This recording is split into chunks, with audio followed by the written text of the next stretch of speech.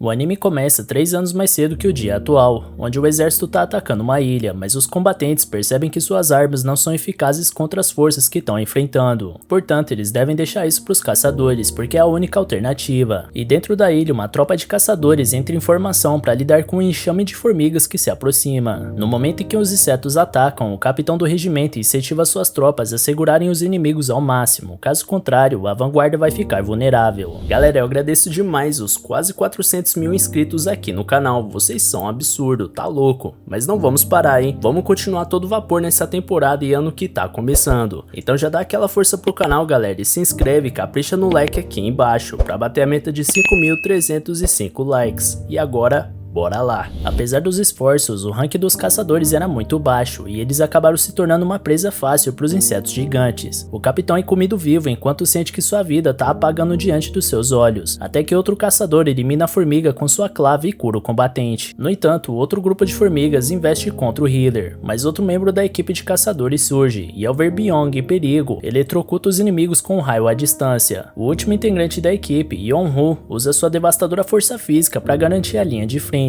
enquanto o curandeiro terminava seu trabalho com os feridos em campo. Impressionados com todo aquele talento, o esquadrão derrotado assiste enquanto os caçadores Rank S resolvem a situação. Em Onseok, um membro de garras elétricas pede pro seu healer não sair correndo na frente, mas Byung só queria ajudar o máximo de pessoas que pudesse. Além disso, ele tinha certeza que seus dois amigos viriam para proteger ele. Nesse instante, uma gigantesca formiga aparece no local de batalha, mas apesar do tamanho e da aparência intimidadora, a equipe de Rank S avança contra o adversário. Enquanto Yeon-Hun segura a formiga por suas presas, Yeon-Sok fere ela com sua eletricidade. Em seguida, Yeon-Hun arranca as presas do inseto com suas próprias mãos, e depois arremessa com uma força absurda uma das garras da formiga contra ela, atravessando o corpo da gigante. Mas várias outras formigas iguais surgem, e Yeon-Hun ativa uma habilidade que deixa ele ainda mais poderoso, e Yeon-Seok lança tremendos raios no campo de batalha. A quantidade de poder era tanta que pôde ser vista do outro lado da ilha, onde o comandante de outra tropa percebe que o Rank S chegou a tempo.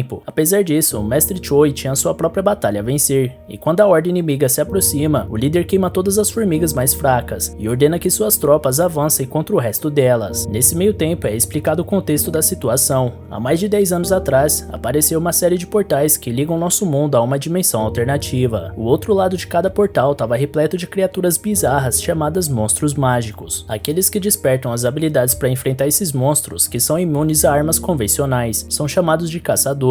Com base no seu poder natural, eles são classificados de forma decrescente, como Rank S, A, B, C, D ou E. Porém, uma vez que esse poder desperta, não é possível aumentar ele com nenhum esforço individual. 3 anos depois, um portal conta com toda uma estrutura para servir aos propósitos dos caçadores, enquanto um grupo de classe mais baixa se agrupa em volta para matar o tempo e iniciar seus preparativos para excursões em masmorras. Nesse momento, um atendente de food truck dá um café para um deles e deseja boa sorte na raid. Um dos seus amigos, Park, chega nesse momento e cumprimenta Kim fica surpreso com a vida do camarada, já que ele tinha dito que cansou de caçar. Mas o homem responde que sua esposa ficou grávida do segundo filho, então precisa juntar uma grana das raids, porque fralda e mucilon não são de graça. E é nesse momento que chega o protagonista, e todos os caçadores estão mexendo com o cara, cumprimentando ele ou fazendo alguma piada. Como chamou a atenção na chegada, Park pergunta se o cara é tão forte ao ponto de geral fazer questão de falar com ele. Porém, Kim afirma que é o contrário. Como o garoto é conhecido como o caçador mais fraco da humanidade, o pessoal meio que adotou ele como mascote, por isso ele é tão conhecido. Uma vez ele acabou indo parar no hospital depois de participar de uma missão de Rank E. Pelo menos, quando ele é chamado, todos já sabem que a raid vai ser tranquila. E enquanto Sung se aproximava, os dois caçadores tentaram baixar o volume pro rapaz não escutar, mas ele já tinha escutado tudo, conformado por não poder argumentar contra fatos. Logo na sua frente, sua amiga Jo-hee mostra preocupação pelo Jin-woo Sung estar machucado mais uma vez, e insiste em saber a origem da ferida, mesmo com o rapaz evitando falar sobre. Depois ele comenta sobre o caso que ficou conhecido entre os caçadores, a famosa incursão pro portal Rank E, onde Jin-woo foi o único ferido e foi direto pro hospital. Como todos os outros caçadores eram de rank mais alto, ninguém viu a necessidade de levar um healer, então sobrou pro jovem que acabou ficando pra trás. Jo-hee argumenta que eles foram egoístas e não pensaram na necessidade de todo o grupo, mas Jin-woo assume a responsabilidade, dizendo que a culpa é dele por ser fraco e que já tá até acostumado a ser tratado dessa forma. A incursão tá prestes a começar, e um dos caçadores se candidata a ser líder do grupo. Como todos em volta reconhecem que Song Ji-woo é o mais habilidoso de todos, não houve nenhuma objeção. Logo a equipe entra no portal e antes de Sung entrar,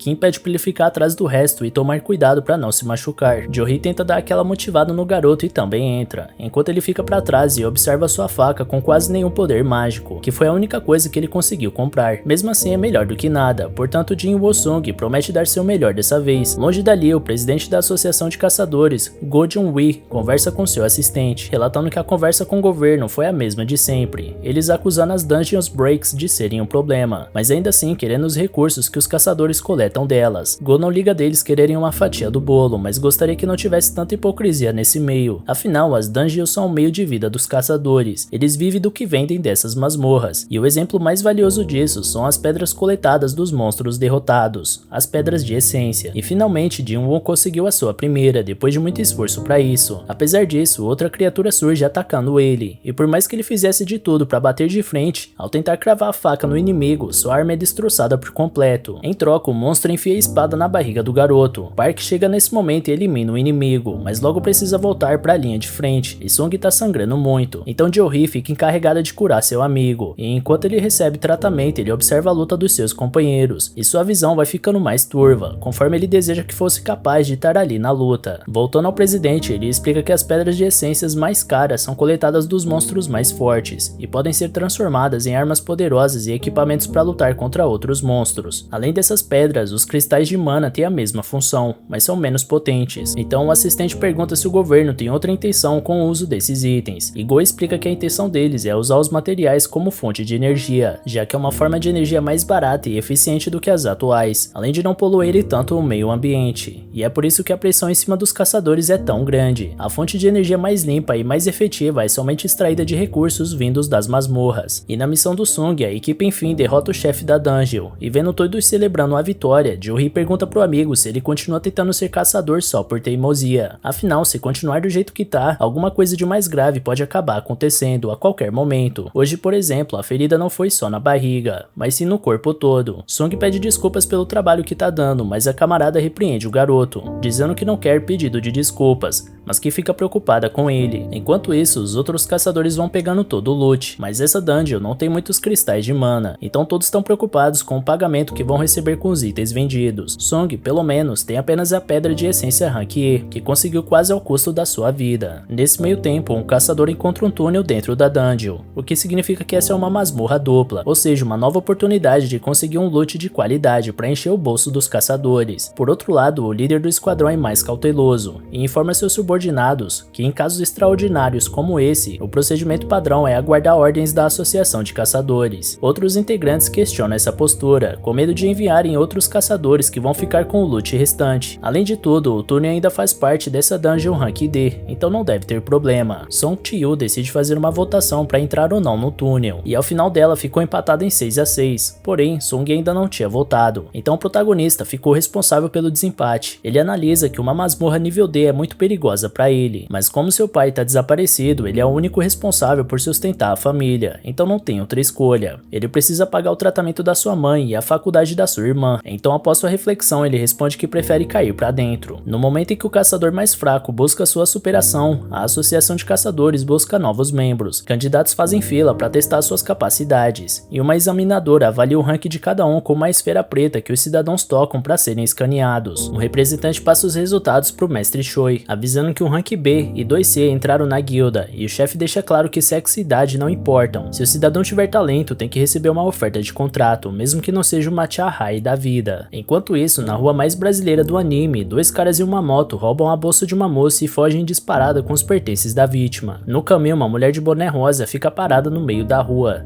deixando os bandidos nervosos com aquela ousadia. Assim eles continuam acelerando, então a mulher salta por cima dos dois e recolhe a bolsa de forma cirúrgica. Nesse meio, a moto derrapa e os capangas caem, enquanto a mulher devolve a bolsa para a vítima. Toda a população vê aquele ato de heroísmo e se aproxima da caçadora Chahai, uma conhecida associada de Rank S, que antes de ser fotografada, se incomoda com toda a atenção e vaza dali para ter um pouco de paz. Voltando à dungeon, 40 minutos se passaram desde que eles entraram no túnel. Como o portal fica aberto até uma hora depois do chefe ser derrotado, Eles ainda têm 20 minutos para sair dali com o que precisam. Jin Woo-sung aproveita para pedir desculpas de novo por dessa vez ter colocado os dois nessa nova enrascada, uma vez que Jo-hee voltou contra a nova expedição,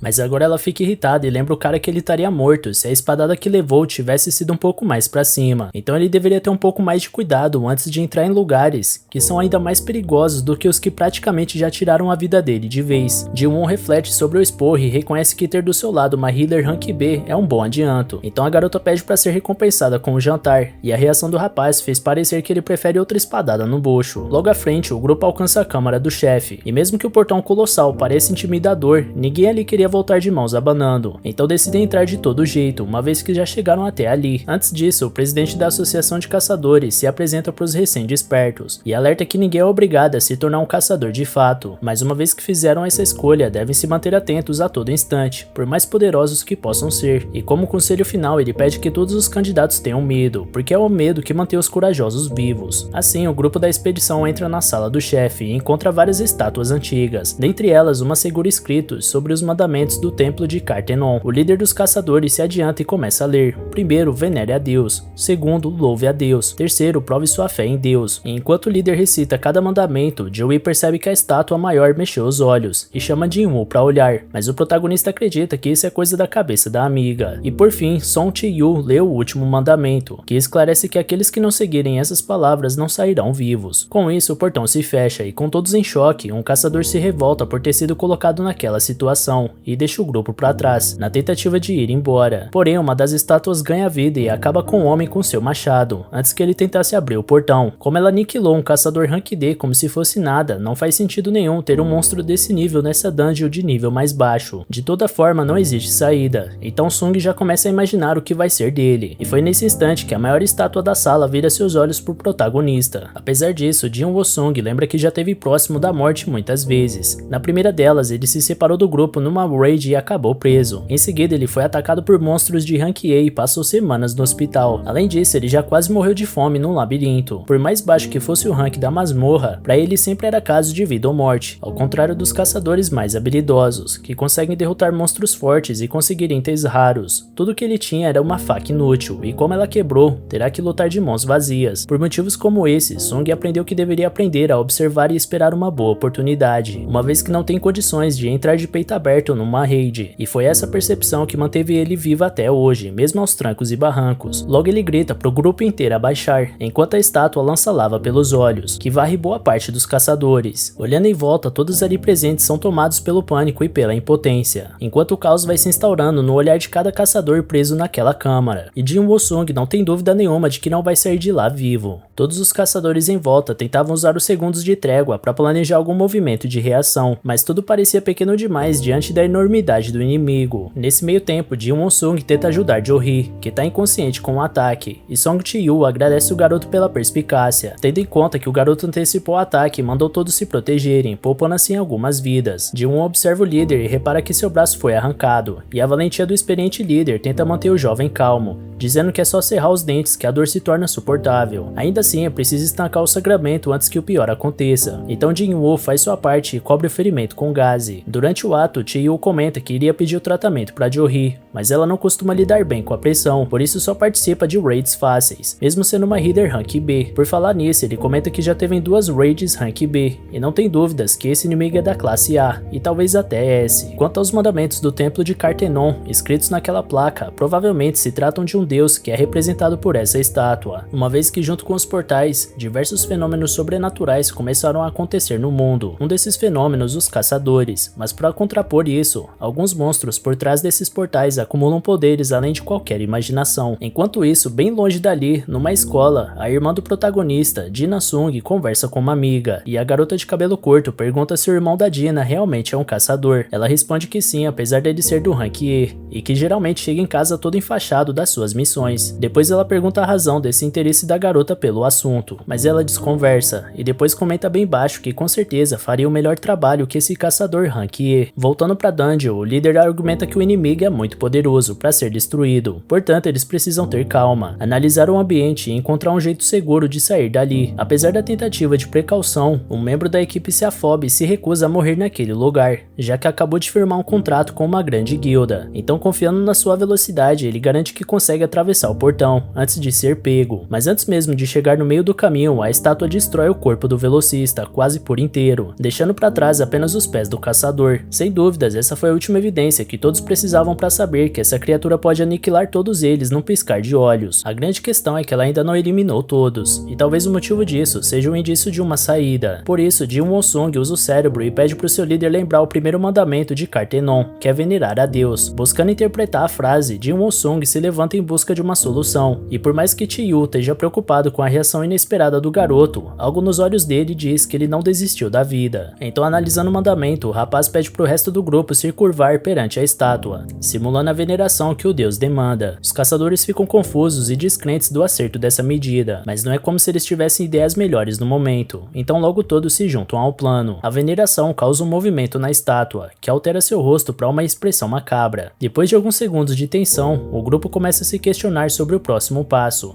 e Park sente confiança de se levantar, crente que a estátua tinha parado de atacar. Seguindo a ideia, os outros membros se levantam em seguida, mas a tensão ainda estava longe de acabar, porque logo depois a estátua gigante se ergue do seu trono com aquela expressão sinistra e começa a perseguir a guilda. Apesar da liderança ser do Song Chi-Yu, o grupo pressionava Jin Woo-sung para inventar o próximo passo. Obviamente a resposta estaria no segundo mandamento, mas a pressão absurda em cima do jovem impediu que ele achasse uma saída. Foi aí que assumiu a responsabilidade um estudioso da etnologia, que é um estudo aprofundado sobre sociedades e sua cultura, e essa leitura fez o caçador se lembrar de algumas exaltações aos deuses. Levando seu conhecimento até a estátua, ele se ajoelha e faz uma espécie de oração, e enquanto o etnologista fazia sua oração, a estátua levantava seu pé cada vez mais, até que pisa em cima dele como se fosse um inseto. Esse foi o estopim para o caos tomar conta, e todos passam a correr por puro desespero, e o pânico acabou tirando o poder de reação de uma caçadora, que também foi pisoteada sem piedade. Enquanto corre, Park lembra da sua família esperando em casa, com seu segundo filhinho para nascer. Ele tenta achar um canto que fosse mais seguro, mas ao virar as costas para outra estátua, ela usa sua espada para cortar Park no meio. Já Jin-Woo tá pensando em alguma possível pista para louvar aquele maldito demônio, então volta a observar seu entorno. E ao enxergar as estátuas em volta, nota que a primeira carrega uma lança, enquanto a segunda segura um machado, a próxima um martelo, depois uma espada e logo após um trompete. De forma intuitiva, ele prevê que as estátuas com instrumentos musicais são pacíficas, então manda cada integrante correr até alguma. Mas assim que ele chega numa estátua com um tambor, a música do instrumento não tocou, então ele supõe que isso só daria certo se apenas uma pessoa ficasse com cada estátua. Por isso, ele deixa Jory em segurança e parte para a próxima. Como era o único alvo solto em campo, o deus foi atrás do Sung, que corria a toda velocidade para a última alternativa. No momento em que seria esmagado, ele consegue saltar e chegar até a estátua que queria, mas como estava escuro, ele não viu que na verdade a estátua segurava um escudo, não um instrumento musical. Então ela levanta a arma e acerta o jovem caçador. Apesar da força brutal do impacto, Jin Woo-sung sobrevive e rasteja em busca do último instrumento. Severamente ferido, ele chega até o destino no exato momento em que o deus pisa próximo ao corpo dele. Apesar disso, a estátua solta sua voz angelical, e com o louvor de todos os instrumentos tocando juntos, o deus demônio se senta novamente. Jory corre atrás do seu amigo, que está debilitado ao extremo, e como se não bastasse, o pisão que a estátua deu por último acabou levando a perna direita do caçador. Jory se apressa para estancar o sangramento, enquanto ela própria começa a sangrar por todos os orifícios do seu rosto, por conta da dificuldade da ferida. Após o fim definitivo do conflito, os membros da guilda se entreolham e analisam as perdas, então logo procuram achar um culpado por toda a tragédia que seguiu após a votação para entrar no túnel. Depois de todos os dedos apontados, Song Chi-Yun assume a responsabilidade para si, já que é o líder e encarregado da palavra final. Apesar de toda a discussão, o deus ergue a mão e o solo trepida, fazendo o grupo achar que é um terremoto. Porém, Jun explica pro grupo que a estátua estava levantando um altar no centro do salão. Como em muitos mitos e culturas, deuses demandam sacrifícios e oferendas em seu nome, e como o terceiro mandamento diz, o próximo passo é provar sua fé em Deus, e são nesses momentos onde os homens precisam se diferenciar dos garotos, e quem assume o primeiro movimento para apontar sua espada para Chi-Yu, uma vez que deveria assumir a desonra de ter fracassado em sua liderança. Outros membros tentam impedir a ação, mas o próprio líder se entrega para o sacrifício e vai até o altar. Chegando lá, chamas se acendem em volta do ritual, mas como nada mais aconteceu, Jin Woo-sung pede ajuda para examinar o altar de perto. Assim, ele passa alguns segundos tentando sacar alguma pista do próximo passo, mas sem muito sucesso. Por fim, ele considera a possibilidade de alguém vir resgatar eles, caso continuem esperando. Mas como esse portal já foi aberto há 7 dias, o grupo teme que as estátuas voltem a se mexer a qualquer momento. Afinal, leva uma semana para o portal se abrir por completo. Esse processo é chamado de Dungeon Break, e quando isso acontece, os monstros conseguem atravessar para o outro lado. Por isso, os portais são fechados após a derrota do chefe. No caso deles falharem, o deus demônio pode entrar no mundo real. E sem saber de nada do que está acontecendo, Jin Sung vai visitar sua mãe, que passa por um sofrido tratamento, e mesmo com ela inconsciente, Jin atualiza a mãe dos últimos assuntos, conversa sobre suas amigas e sobre o resultado do exame nacional. Então Jin Sung chama os outros membros para dentro do círculo do altar, prevendo que vai precisar de uma pessoa para cada chama. Feito isso, um fogo azul envolve o círculo e o portão se abre. Apesar disso, as estátuas do salão acendem um estranho brilho e se dirigem até o centro, mantendo o grupo novamente em dúvida quanto a um próximo movimento. Nisso, Jin-Woo descobre que as estátuas param de se mover enquanto você mantém seus olhos nela. Portanto, todos devem olhar os inimigos até pensarem em uma saída. Porém, uma caçadora entra em pânico e resolve correr por sua vida. Então deixa tudo pra trás e some dali. A partir do momento em que ela cruza a linha do altar, uma das chamas se apaga e o portão fecha um pouco. E foi isso que abriu os olhos do grupo pro intuito do terceiro mandamento, o de testar a fé nesse deus com uma situação extrema como essa. De toda forma, essa suposição não confirma se eles estão diante de uma armadilha ou não. Em seguida, outro membro resolve tentar a sorte e atravessa o portão, repetindo o processo de apagar outra chama e fechar o portão um pouco mais. Como era o último apoio do companheiro sem perna, o protagonista cai no chão. Após essa fuga, Jin Sung pede pra ninguém mais sair dali, porque caso isso aconteça, eles terão um ponto cego e não poderão evitar a chegada dos inimigos. Então ele presume que as chamas azuis sejam a marcação do tempo, portanto eles poderão sair assim que apagarem. Dito isso, Kim elogia a inteligência do garoto, principalmente pelo fato dele ter sido taxado de inútil desde que chegou na associação, mas que sem ele ninguém estaria vivo naquele momento. Kim tem uma família esperando por ele, então ele não quer morrer agora. Por isso Kim pede perdão e foge da câmara. Por isso Park pede perdão e foge da câmara. Os 3 sobreviventes agora tinham um ponto cego, uma vez que não tinham olhos o suficiente para cobrir todo o entorno de estátuas, ou seja, eles não podem mais impedir que elas se aproximem. Jin-Woo começa a chorar por ter chegado tão longe e ter falhado, apesar de tantas vezes já ter sobrevivido aos desafios que colocaram ele à prova. Mas antes do fim, Song Jin-Woo manda os 2 jovens irem embora. Segundo ele, é evidente que o portão vai se fechar após o penúltimo sobrevivente ir embora. Como os 2 ainda têm uma longa vida pela frente, então devem ir. Logo ele pede para Jo-hee cuidar do sangue, e quando o Healer ia se preparar para levar o companheiro embora, suas pernas travam e ela não consegue mexer elas. Isso faz o líder pensar que ela se esforçou demais para curar o sangue, mas de toda forma, alguma atitude precisava ser tomada, porque o cerco estava prestes a se fechar. Por essa razão, Jin Sung manda Chi-Yu carregar a Healer para fora. O líder esboça um argumento, mas o protagonista insiste aos berros que ele leve ela logo, porque não existe outra alternativa, sendo que ele tá sem uma perna. Jo-hee entra em pânico e tenta convencer sua amiga a mudar de ideia, mas a resposta dele é entregar sua pedra mágica pra garota, levando em conta que ela tinha chamado ele para almoçar mais cedo. Com isso, ela poderia ganhar uma grana e comprar um almoço especial quando Jin-Woo sair.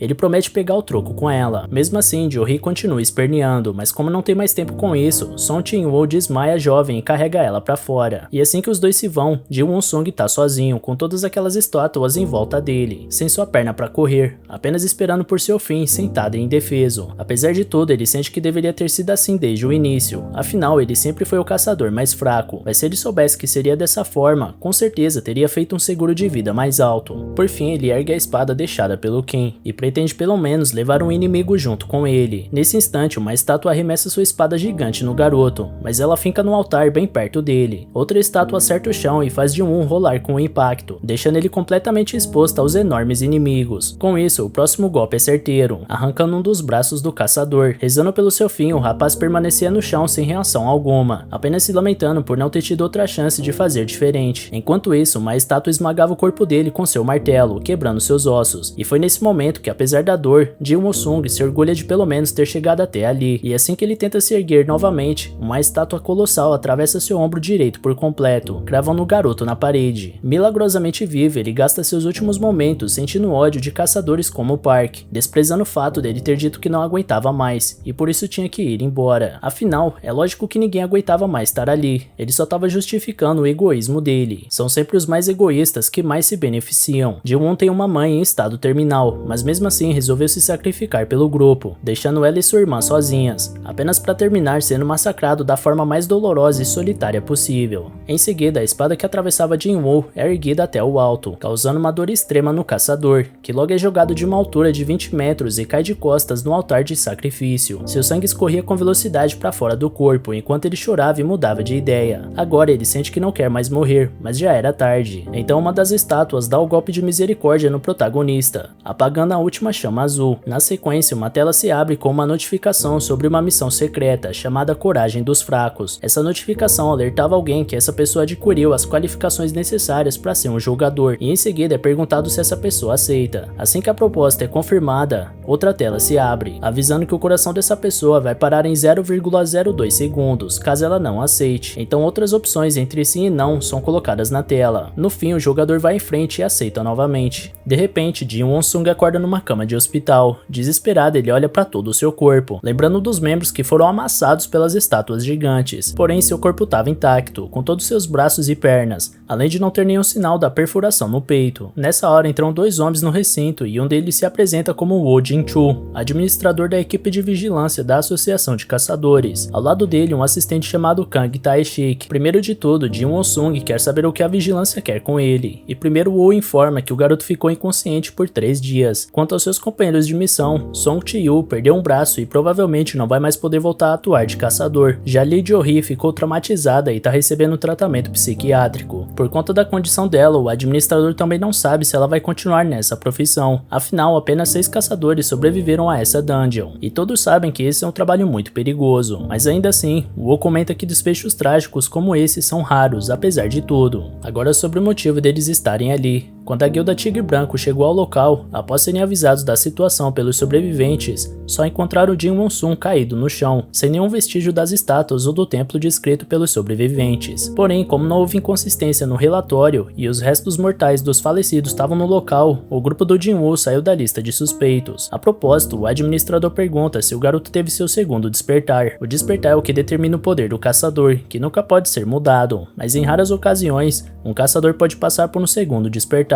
Isso burla a regra do poder imutável e pode alavancar um caçador até o rank A, ou até mesmo pro rank S. E para medir a nova força do protagonista, um medidor de mana elevado até ele, já que ele foi capaz de sobreviver a monstros de nível morte instantânea. É muito provável que estejam diante de um novo prodígio. Após Jin-Woo colocar a mão no aparelho, o dispositivo indica o número 10 na tela. Ele estava empolgado para descobrir seu novo rank, e insiste para os vigilantes revelarem o resultado logo para ele, mas Woo Jin-choo informa que se enganou e pede desculpas pro jovem. Do lado de fora, Kang Tae-shik parece frustrado com o resultado do teste, visto que até caçadores rank E podem chegar até 70 pontos no medidor, então é como se Jin Won-sung fosse apenas um civil pela sua pontuação. E enquanto Kang relata seu descontentamento, Woo Jin-choo pensa que a dungeon desapareceu, então não existe uma forma de explorar ela de novo e descobrir como aquele garoto sobreviveu. Voltando pro jovem, ele lamenta que não tenha conseguido uma boa pontuação, já que estava na expectativa de ter subido de nível, mas acima de tudo, Jin-Woo ficou confuso por ninguém ter perguntado sobre essa interface estranha que parece de um videogame, indicando que ele tinha uma mensagem não lida. Isso faz o garoto pensar que só ele é capaz de enxergar esse troço. Ele tenta tocar na interface, mas descobre que não é uma tela de toque, e quanto mais ele se concentrava naquilo, mais algumas memórias voltavam para a mente dele, tipo quando ele estava para ir dessa para melhor e essa mesma tela apareceu na frente dele, dizendo que ele atingiu as condições para ser um jogador, e depois perguntando se Jin-Woo gostaria de entrar numa missão chamada Coragem dos Fracos. Em seguida, sua irmã aparece no hospital dando um esporro no cara por não ter se cuidado de novo, já que em quase toda a missão geral volta ileso, mas seu irmão continua sendo um saco de pancada. Mas como era uma preocupação genuína, Jin-Woo sorri levemente com a bronca da Dina, só que isso levou a garota a interpretar que estava sendo ironizada. Então ela ameaçou de largar os estudos e arranjar um emprego se o rapaz continuar se estrupiando por aí, já que um dia ele vai acabar aleijado e desempregado. Como sua irmã estava certa, Jin-Woo concorda em tentar pegar leve, e logo ele pergunta se Dina consegue ver essa interface estranha na frente dele. A garota acha que algum médico precisa examinar a cabeça dele, mas vai na onda do protagonista. Como ele é gamer, Jin-Woo explica que essa interface parece de um jogo virtual, e pergunta o que fazer quando uma notificação de mensagem não lida aparece em um jogo. Dina explica que normalmente é só abrir a caixa de mensagens. Como o garoto repetiu as palavras da irmã, o comando de voz mostrou as mensagens, e depois da primeira informar que ele se tornou um jogador, outra dizia que a missão diária chamada Treinamento de Força chegou. Na hora, Jin-Woo tenta se lembrar de onde ouviu essa palavra jogador, enquanto Dina vê que o irmão irmão tá bem e se despede. E do lado de fora ela se encontra de novo com sua amiga Song, a que acredita ser mais útil do que Jin-woo como caçadora. Enquanto isso, o garoto se aprofunda mais no menu virtual, descobrindo que ele foi projetado para auxiliar no desenvolvimento do jogador, e também que o não cumprimento da determinação do sistema pode resultar numa penalidade. Por último, uma terceira tela indicava que as recompensas já foram entregues para ele. Ele continua sem entender o que está acontecendo, então entra nos detalhes da missão Treinamento de Força para dar uma olhada.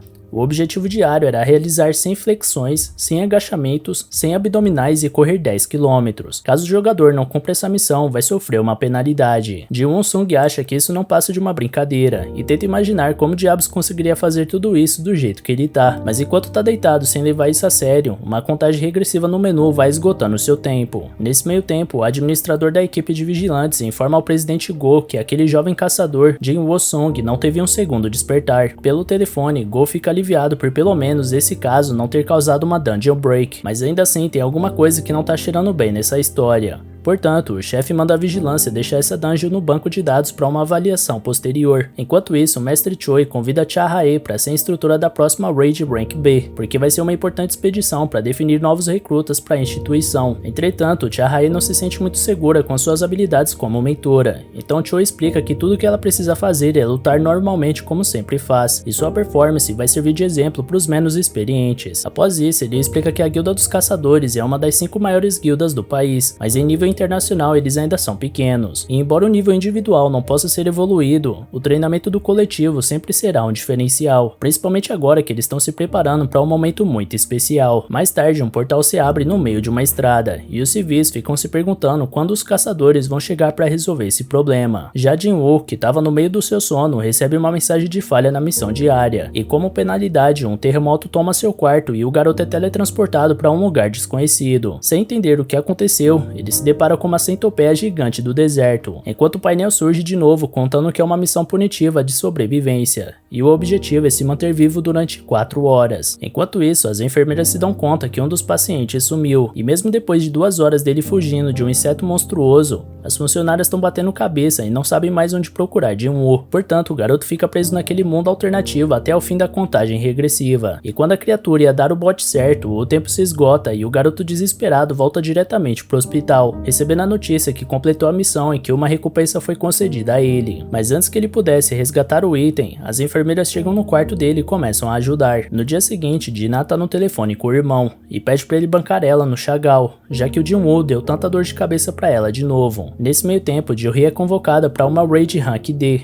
e por mais que a associação saiba que ela tá passando por um momento difícil, o resto da guilda tá toda ocupada, então ela é a única opção no momento. Apesar disso, Jo-hee recusa a proposta, mas pelo menos fica sabendo que o Jin-woo melhorou bastante sua condição. Feliz com a notícia, ela vai direto visitar um amigo, mas em vez de continuar repousando, ele tá correndo feito louco no pátio do hospital. As enfermeiras comentam que os caçadores se recuperam mais rápido que as pessoas normais, mas o que esse garoto tá fazendo é brincadeira. E finalmente, levando a sério suas missões diárias, Jin-woo-sung descobre que a cada vez que completa elas, recebe 3 recompensas. A primeira é a recuperação total, onde toda a exaustão dele vai embora. Em segundo, alguns pontos para ele distribuir nos seus atributos. E como sempre, ele dá mais atenção para a força. Além disso, tem até uma tela de habilidades e inventário. Então a vida dele tá realmente se parecendo com o jogo. E nesse momento que ele reflete sobre seu novo rumo e mexendo no seu menu imaginário, todos os pacientes olham para ele como se o garoto fosse de outro mundo. E por último, a terceira recompensa é uma caixa de loot aleatória. No caso de agora, o item é uma chave estranha. Desde então, ele só tinha conseguido coisas inúteis como bandagens ou caneta. Por isso parece que a sorte finalmente chegou. Segundo a descrição do item, Jin-woo-sung poderia usar essa chave para se teletransportar para uma dungeon instanciada. A forma de usar esse item é chegando na saída 3 da estação de metrô de Hapjeong. Porém, Jin-woo não faz ideia do que é uma dungeon instanciada, mas parece que é alguma missão para ele evoluir sua força, ou pelo menos ele espera. E durante essas reflexões, a imagem daquela estátua gigante macabra invade a mente do protagonista, causando inclusive dor física nele. E nesse meio tempo, os jornais locais noticiam que vários portais Rank D foram abertos ao redor do país, e que os portais Rank C no leste superior e central estão sendo resolvidos nesse exato momento. Já o portal Rank B, que surgiu na região portuária, teve uma raid marcada para daqui a alguns dias pela Associação de Caçadores. Jin-woo aproveita sua melhora para visitar sua mãe, e a imagem dela deitada daquele jeito jeito remete o garoto a uma cena de 4 anos atrás, quando ele estava com ela nos braços, depois de ter encontrado ela inconsciente. Assim que leva a mulher ao médico, ele e sua irmã descobrem que a mãe tá com uma doença do sono eterno, também conhecida como descanso final. É uma doença que surgiu com o aparecimento dos portais e afeta aproximadamente 1 em cada 10.000 pessoas. Existem teorias de que ela é causada pela exposição frequente à mana, mas independente disso, o melhor que a medicina atual pode oferecer a portadores dessa doença é um suporte, mantendo a pessoa viva, mas sem chances de se curar. Então, sabendo que terá que cuidar da sua mãe doente em estado vegetativo pro resto da sua existência, Jin Woo-sun suportou os trabalhos mais árduos e humilhantes, até ser aceito pela Associação dos Caçadores e ter um salário que dá acesso a um tratamento adequado para a mãe. Mas logo ele descobre que essa profissão tá longe de ser fácil, e nos primeiros dias ele já percebeu isso, ficando para trás na maioria das raids e se machucando com frequência. Numa dessas expedições, Jin-woo é jogado para fora do grupo por não conseguir ajudar, e quando o resto da equipe deixa claro que mesmo que eles tenham ordenado que ele fosse embora, ainda assim não vai receber pagamento, já que nem ajudou. O pior de tudo é que Jin-woo se virou para eles e pediu desculpas por ser inútil, ainda por cima. Provavelmente essa lembrança é o maior incentivo para ele focar tanto nos pontos de atributos de força. Em seguida ele vai de encontro com sua primeira missão solo, e ao chegar na saída 3 do metrô de Hapjeong, ele abre uma fechadura que se criou na frente dele e um portal se abre. Ao atravessar, ele recebe uma mensagem que avisa que ele entrou na dungeon instanciada. A entrada atrás dele se fecha, mas as pessoas em volta continuam atravessando como se nada tivesse acontecendo. Com isso, Jin-woo percebe que dungeons instanciadas colocam ele numa dimensão diferente, assim como portais vermelhos. Então ele recebe outra mensagem que diz que ele não pode sair até matar o boss ou usar uma pedra de teleporte. Assim ele desce escada abaixo e dá de cara com 3 goblins. As imagens dele sendo gravemente ferido por uma criatura dessa raça voltam à cabeça dele instantaneamente, mas dessa vez ele não tem escolha. Ninguém ali pode ajudar e não existe uma saída fácil dessa masmorra. Por esse motivo ele enfrenta os inimigos de peito aberto, defendendo os ataques deles, até achar uma brecha para uma manobra ofensiva. E na primeira tentativa ele atravessa um monstro com sua espada. Depois ele perfura o segundo goblin e também elimina o último. Sendo assim, mesmo estando exausto, ele notou que realmente está mais forte, mas agora ele realmente teria que colocar isso à prova, já que um Lee Kang com uma mandíbula metálica entra em combate e destrói a faca dele. As pernas de Jin Woo-sung começam a tremer, e farejando medo, o Lee Kang ataca de novo e abre um corte no rosto do caçador. Após isso, o lobo se revolta pro alvo de novo e avança novamente, cada vez mais próximo da vitória. Mas para evitar o pior, Jin-woo consegue saltar para não ser atingido pelo bot. E após dar várias cambalhotas no ar durante o desvio, ele percebeu o quanto seu corpo tá leve. Ainda assim, o Lee Kang não desiste e se prepara para atacar novamente, mas Jin-woo tá disposto a sair da defensiva, cansado de apanhar a vida inteira sem reagir à altura. Por isso, responde à investida do Lee Kang com um soco. O impacto foi tão forte que finalmente fez o protagonista sentir a diferença depois de ter colocado tantos pontos de força nos seus atributos. Entretanto, nem esse aumento de força era capaz de derrotar o inimigo na mão, e além disso, o garoto não tinha nenhum grupo para cooperar nessa luta, então era só ele contra o oponente. Além do mais, Jin-woo só tem comida e água na sua mochila, e lamenta o fato de não ter nenhuma arma mágica para se defender, mas foi nesse momento que ele se recordou da sua última incursão numa dungeon, e com isso ele puxa sua espada mágica do inventário e contra-ataca, acabando com o Lee Kang subindo de nível. Jin-woo se lembrava que tinha pego a espada do Kim quando ele fugiu desesperado da masmorra das estátuas, e que ele disse ter pagado 3 milhões por ela. Em seguida, mais 2 Lee Kang se aproximam, porém Jin-woo não sente mais medo por causa da sua mais nova arma. O problema é que ela agarrou no chão com o último golpe, e isso acaba desesperando o protagonista. Os Lee Kangs aproveitam para atacar, mas o rapaz consegue arrancar a espada do chão e golpear. Um dos oponentes usa suas presas de aço para segurar a espada, mas Jin-woo acerta um chute no monstro para em seguida conseguir realizar o corte com sua arma, destruindo mais um inimigo. Apesar da dificuldade, Jin-woo se lembra das estátuas gigantes que dilaceraram ele sem piedade, e ao menos se conforta por não estar enfrentando um desafio desse tamanho. Independente de tudo, parece que o Lee Kang também teve uma breve reflexão acerca do perigo que está encarando, e por isso decide correr dali para evitar que fosse destruído também. Assim, Jin-woo tem um tempo para sentar, e analisando seu inventário, percebeu que subiu um nível, e por isso as feridas dele tinham sido curadas. Além do mais, com isso ele ganhou um ponto para cada atributo. Como as missões diárias só davam um ponto, ele achou melhor focar nessas lutas para evoluir. Além disso, ele se questiona se deveria colocar pontos em outros atributos como inteligência ou destreza, mas conclui que faz mais sentido continuar focando na força, porque mesmo que ele só tenha 32 pontos desse atributo, já sente seu corpo muito mais leve. Por fim, mesmo que não tenha certeza, ele se põe que quanto mais seus atributos básicos aumentam, mais pontos ele vai ganhar. Isso deixa ele esperançoso que um dia vai conseguir realmente ficar muito forte. Logo ele procura pedras de essência no loot, mas nenhum item desse tipo tava por lá. Pelo menos ele descobriu que tem uma uma loja no inventário, apesar dos novatos não poderem comprar itens. Então vê de uma presa de Lican que encontrou nos espólios e consegue 20 moedas de ouro. Ji-won sabe que precisa vencer essa dungeon antes da sua comida acabar, mas ele não tem muita certeza se é capaz de derrotar um chefe sozinho, mesmo que seja uma masmorra de nível E. Ele poderia encontrar a pedra de teleporte, mas não faz ideia de onde procurar. Então a melhor ideia é upar nessa dungeon até ter condições de enfrentar o chefe. E para continuar com o pé direito, dezenas de Licans chegam até o garoto e atacam ele. Mas mesmo diante de tantos inimigos, ele não sente medo, porque já presenciou a sua própria morte uma vez. Por isso ele entra em combate e consegue se livrar de algumas criaturas, mas ele sabe que por mais que não seja fácil derrotar ele, também não é simples acabar com tantos Licans em bando, portanto é sempre válido ser cauteloso. E nesse momento ele se lembra de quando ralava em empregos normais, até receber a notícia que tinha qualificação para ser um caçador, assim tendo esperanças de pagar o tratamento da mãe, até se recordar do momento onde foi morto pelas estátuas gigantes. Tendo essas recordações em mente, Ji-won promete lutar com intensidade e avança contra os adversários. Ele elimina tantos Licans que, além de subir vários níveis, conseguiu o título de matador de lobos. Enquanto isso, alguns pedestres da cidade percebem que o túnel está começando a ficar perigoso, e por essa razão se perguntam quando a associação vai fazer alguma coisa a respeito disso, já que existe um risco real de dungeon break. De volta à estação, Ji-won vê que sua espada tá rachando de tanto ele usar, então volta a se perguntar se já tá na hora de vazar dali. Enquanto isso, seu menu explicava que os jogadores que conseguem o título de matador de lobo têm um bônus de 40% em todos os atributos contra animais. Além disso, ele vê que conseguiu 34 presas de lobo, 2 punhais gastos e uma capa de viajante. Mas por último, e mais importante, ele nota que conseguiu a pedra do teleporte. A conquista desse item reacendeu a dúvida entre ir embora ou não, mas Ji-won tem medo de não ter outra oportunidade de ganhar XP tão rápido assim de novo, porque talvez essa dungeon seja só por tempo limitado, igual em alguns games. Segundo o próprio Ji-won Sung, ele se sente dançando na palma da mão de Buda, diante de tudo que tá vivendo sem fazer ideia de como chegou até isso. Enquanto isso, Jo-hee recebe outro telefonema da Associação de Caçadores, sendo avisada que o portal que ela foi convidada para defender foi vítima de um dungeon break. Na hora ela se sente culpada por ter recusado o chamado, e lembrando da disposição do Ji-won mesmo na situação difícil que estava passando, a garota decide ajudar de uma vez por todas, porque a associação estava em falta de healers nessa batalha e a cidade estava em grande perigo. Ji-won continua evoluindo sem parar, até que essas horas de experiência fazem ele reparar que os inimigos com o nome branco são mais fracos que ele, enquanto os laranjas são do mesmo nível dele e os vermelhos são mais poderosos. Ele upou tanto que até os Licans passaram a ter o nome branco ao contrário do vermelho de quando ele tinha acabado de chegar. Porém, mesmo que tenha evoluído tanto, Ji-won sente que não pode derrotar o chefe lá embaixo da escadaria, talvez por sua percepção ter aumentado. Esse sentimento de que ele não tem chance fica cada vez mais vivo. Porém, mesmo que esse monstro dê calafrios no protagonista, ele já chegou no nível 15 e provavelmente não vai conseguir subir de nível naquela dungeon. Além do mais, a espada tá cada vez mais rachada, então seria melhor ele parar de ficar usando ela à toa e ir direto para onde realmente importa. Por isso, ele desce a longa escadaria da estação até chegar no andar mais baixo. Uma criatura gigante e veloz atravessa debaixo d'água até arremessar Ji-won na parede e quebrar a espada dele. O garoto levanta e vê que tá diante do Rei do Pântano, a casaca azul de presas venenosas. Por mais que Ji-won tenha evoluído muito, o nome do chefe ainda tá laranja, e só de olhar para a criatura ele nota que não vai conseguir perfurar aquelas escamas só com uma espada. Portanto, a estratégia é suportar esses ataques pesados da cobra até descobrir um ponto fraco. O problema é que até esse momento chegar, ele precisa sobreviver, e do jeito que as coisas andam nessa batalha, pode ser que ele não consiga fazer isso. Após vários ataques poderosos seguidos, a cobra gigante joga um vagão inteiro de trem no protagonista, e essa demonstração de poder faz ele se sentir pequeno, mesmo depois de colocar tantos pontos em força. Por fim, ele se questiona quantos pontos ele vai ter que colocar nesse atributo até parar de ser visto como uma piada. E por falar nisso, ele se lembra de quando era chamado de o caçador mais fraco da humanidade. Numa lembrança antiga, um homem encoraja Ji-won a não ligar para esse apelido e focar em provar para todos que ele não é o que eles dizem ser. Durante toda a sua vida ele foi ridicularizado, e isso fazia ele sentir vergonha de si mesmo. Quando você é forte, consegue lidar com desafios, ajudar os outros e ser respeitado por quem te cerca. Por outro lado, quando você é fraco, você depende da ajuda das pessoas e acaba virando um peso nas costas da sua equipe. A sociedade te olha por cima, e mesmo que você seja inteligente, empático ou criativo, diante dos fortes tudo isso fica invisível. E no final das contas, empatia não vence batalhas, e é por esse motivo que Ji-won estava tão decidido a se tornar o mais forte de todos, para provar que pode fazer a diferença. força. Então ele tenta subir pelas escamas da cobra, mesmo sem convicção que iria conseguir tirar algo disso, mas logo é jogado no chão de novo. Entretanto, assim que se ergue mais uma vez, uma aura azul toma conta do protagonista, e ele sabe bem que esse inimigo diante dele não é nada perto do terror que ele passou com aquelas estátuas. Essa mentalidade trouxe a disposição necessária para ele continuar lutando, e dessa vez mais confiante. Após escalar até o topo da cobra, ele consegue dar um salto até a parte de trás do pescoço dela, e com a bênção dos seus inúmeros pontos em força, ele começa a esmagar as escamas da casaca azul com as próprias mãos. A cobra tenta escapar do adversário de toda forma possível, mas a força do Jin Woo-sung era tanta que a cabeça da criatura foi tirada. Exausto, Jin Woo via seu próprio sangue escorrer por todo o seu corpo com o esforço absurdo que estava fazendo, enquanto o monstro gigantesco estava morto na frente dele, e seu menu virtual indicando que ele subiu vários níveis. Ainda por cima, ele foi recompensado com uma adaga feita com veneno de casaca, além de ter o dobro do dano da espada do Kim.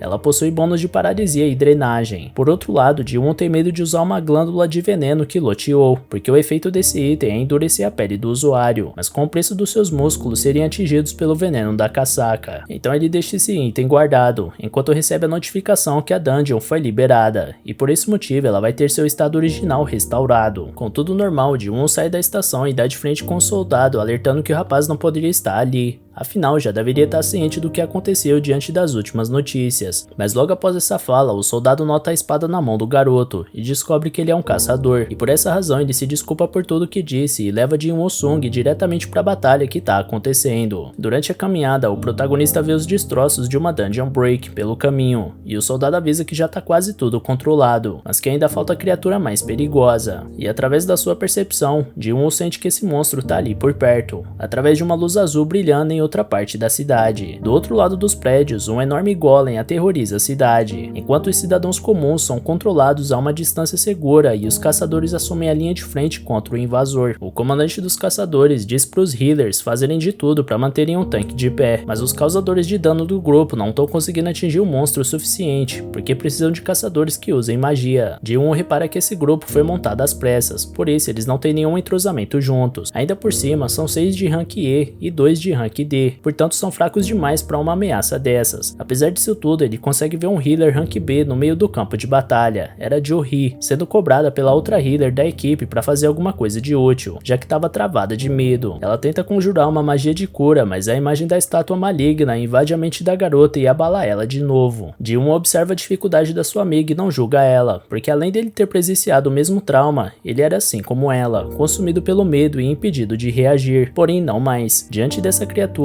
Ji-won sabe que ela é de rank D, assim como a cobra gigante da estação, então ele tem chances de ajudar na luta. Por isso, ele salta em direção ao inimigo para apoiar os caçadores e quebra a defesa do inimigo para deixar ele vulnerável. Assim, o restante do grupo volta a atacar e causar danos reais no oponente, até destruírem o golem. O tanque da equipe fica assustado com o poder de quem arremessou essa espada mágica, visto que um grupo de 10 caçadores estava tendo tanta dificuldade de enfrentar esse inimigo, mesmo em bom número. Buscando pelo ator do golpe mágico, o tanque pergunta para um soldado quem lançou aquela espada no meio da batalha, e o soldado olha para trás na tentativa de encontrar o sujeito, mas Ji-won já estava longe dali. O tanque se questiona qual é o nível desse caçador para ser capaz de fazer aquilo, enquanto Jo-hee parece saber que foi seu amigo que causou essa virada na luta. Já o próprio Jin Woo-sung parece bem mais maduro e ciente da sua capacidade, porém nem ele mesmo imaginava que aquele único golpe poderia causar tudo aquilo, por isso acredita que o golem já estava bastante enfraquecido na hora que ele chegou. No dia seguinte, Ji-won tá pegando pesado nos treinos, enquanto algumas enfermeiras comentam que esse paciente até que é bonito, além de ter um corpo incrível. Quando esse paciente chegou, ele não chamava muita atenção, mas não parou de se exercitar desde então e ficou trincado, e isso aconteceu rápido demais pelo pouco tempo que ele teve ali. Logo depois, uma dessas enfermeiras entra no quarto do Ji-won e vê ele sem blusa. Ela fica sem graça por sentir atração pelo corpo do rapaz, e acaba ficando sem palavras, mas logo ela se recompõe e avisa que Ji-won vai tomar alta hoje, e pergunta como ele tá se sentindo. Ele responde que tá ótimo, graças ao trabalho da enfermeira e seus colegas de trabalho. A funcionária agradece o elogio e avisa que o garoto deve descer até a recepção para que elas possam cuidar da papelada. Ji-won se sente grato pelo atendimento que recebeu e se dirige para as escadas, mas antes dele partir, a garota toma coragem e pede o número dele.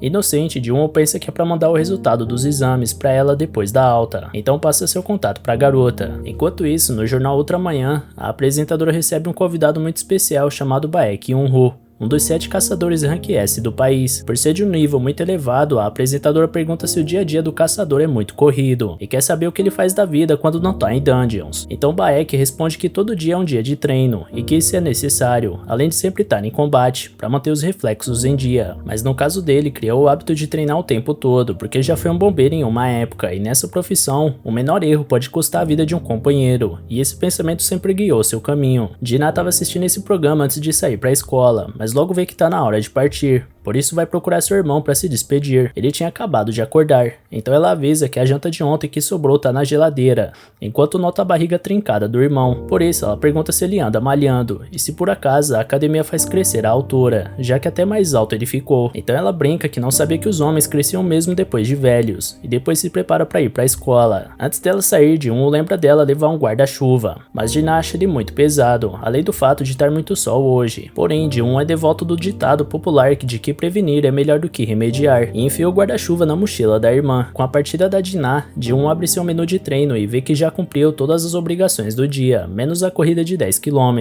que ele deixou para mais tarde. Quanto aos músculos que desenvolveu, ele se pergunta se eles são fruto dos status de força que ele tem focado mais, ou se continuar malhando ele vai ficar igual um bodybuilder. E por falar nisso, ele não usou os pontos que ganhou do último nível. Refletindo sobre onde colocar, ele conclui que força é o mais importante para ele, mas que não adianta de nada um dano absurdo se ele não acertar o golpe. Portanto, parece uma boa ideia investir em agilidade. Vitalidade é bom ter, e percepção tem sido muito útil. Já a inteligência ele não tem certeza, mas parece estar relacionada à magia, então não sabe se precisa. Enfim, ele decide upar a força, a agilidade e a percepção. Logo nesse momento, o proprietário da casa que ele aluga faz uma ligação cobrando o aluguel desse mês, já que Ji-won ainda não pagou, e o inquilino promete pagar o mais rápido que puder. Depois de encerrar a chamada, o protagonista se olha na tela do celular e pensa se essa experiência que ele está vivendo é alguma espécie de segundo despertar, mas agora que consegue matar goblins facilmente, talvez pagar o aluguel não deva ser um desafio muito pior. Dito isso, ele prefere 1000 vezes enfrentar um batalhão de goblins, e talvez essa seja a solução para pagar o aluguel. Então Ji-won entra num aplicativo de caçadores, onde eles atuam em serviços de raid em troca de dinheiro. Ji-won tá procurando um desafio de nível mais alto para descolar uma boa grana, mas imagina que ninguém vai aceitar um rank E nesse tipo de dificuldade. Por essa razão, talvez fosse melhor ele pedir para ser reavaliado, e quem sabe subir de rank para ter mais chances de conseguir trabalhos que paguem mais. Entretanto, Ji-won se lembra que passou por um redespertar, e que isso é extremamente raro de acontecer, e o fato dele ser um caçador que pode subir de nível chamaria toda a atenção do mundo e a imprensa jogaria toda a expectativa do mundo nas costas dele, porque como dizem, prego que se destaca leva martelada. Então ele decide dar um tempo até aprender a se defender melhor e compreender suas habilidades, e nesse meio tempo uma notificação chega no seu celular. Horas depois, Ji-won tinha acabado de completar sua corrida do dia e foi buscar sua recompensa, que além de recuperação total da energia e pontos de atributos mais 3, dava uma caixa de loot aleatório. Em seguida, um grupo de caçadores se aproxima e seu líder, Gawang Dong-sung, é o primeiro a cumprimentar Ji-won.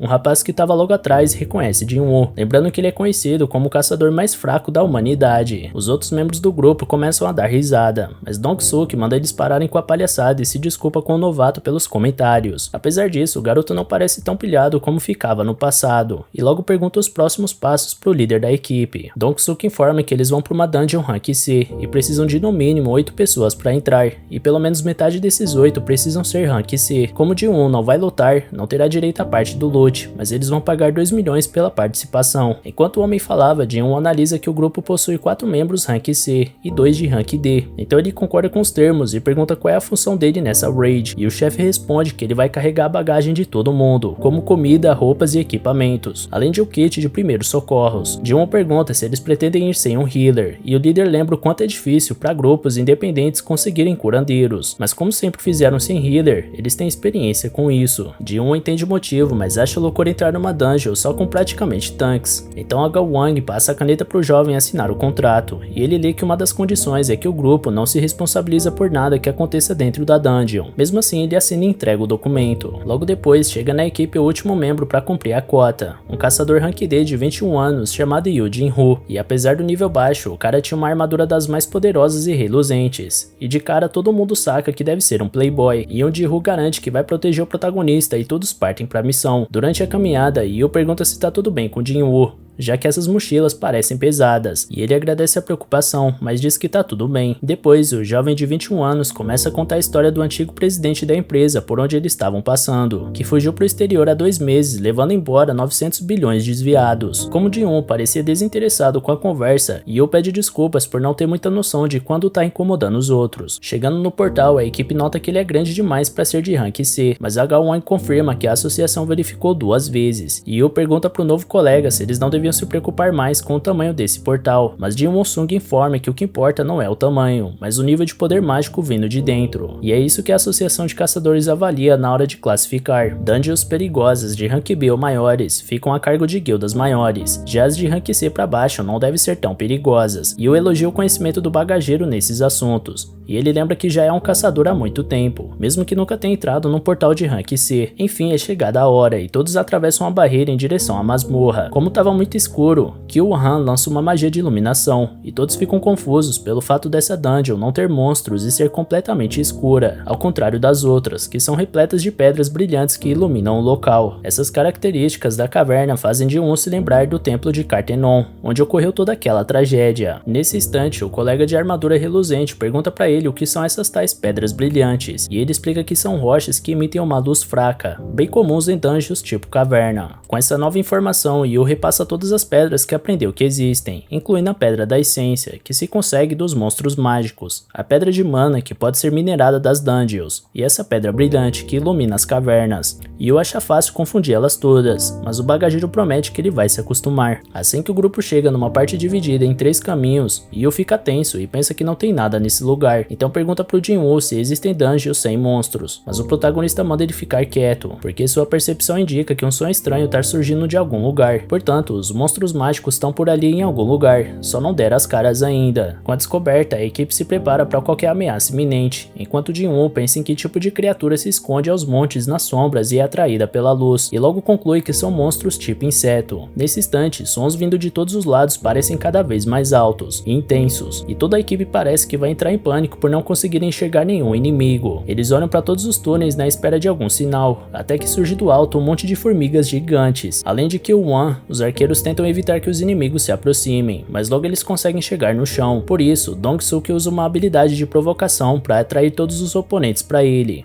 E com essa proteção, Kyo-wan tem tempo para invocar uma poderosa magia que elimina vários inimigos de uma só vez, dando margem pro restante avançar em direção à vitória. Assistindo a luta, Jin-Woo reconhece que essa equipe é muito bem entrosada, e que realmente eles devem lutar juntos há muito tempo. E quanto ao Yoo Jin-Ho, parece que o equipamento compensa a falta de habilidade. Porém, mesmo que eles estejam indo bem, alguma coisa não parece certa nessa história. Logo a batalha foi vencida e os membros dividem entre 7 todas as pedras de essência. Dong-suk agradece a percepção do bagageiro por ter antecipado a cilada, e Jin-Woo responde que é só parte do instinto dele. Porém, Kyo-wan nota que muitas formigas não foram mortas por golpes de espada ou magia, então o grupo pensa que pode ter uma criatura mais forte naquele lugar fazendo isso. Enquanto isso, Yoo tenta se gabar da formiga que matou, e Jin-Woo pergunta por cima de onde ele tirou esse equipamento caro. Então o garoto responde que seu pai queria dar uma coisa legal para a primeira raid dele. Por isso, Jin-Woo pede pro jovem tomar bastante cuidado. Fora da dungeon, o mestre de uma guilda, Bae Kyung-ho, tá estraçalhando uma pedra enorme num só golpe, durante um treinamento. Então ele afirma que isso não foi nenhum aquecimento e manda alguém limpar os destroços. Voltando à caverna, Jin-Woo tá comentando com um novo colega que fazer uma grana sem lutar é um bom negócio, mas por dentro, o protagonista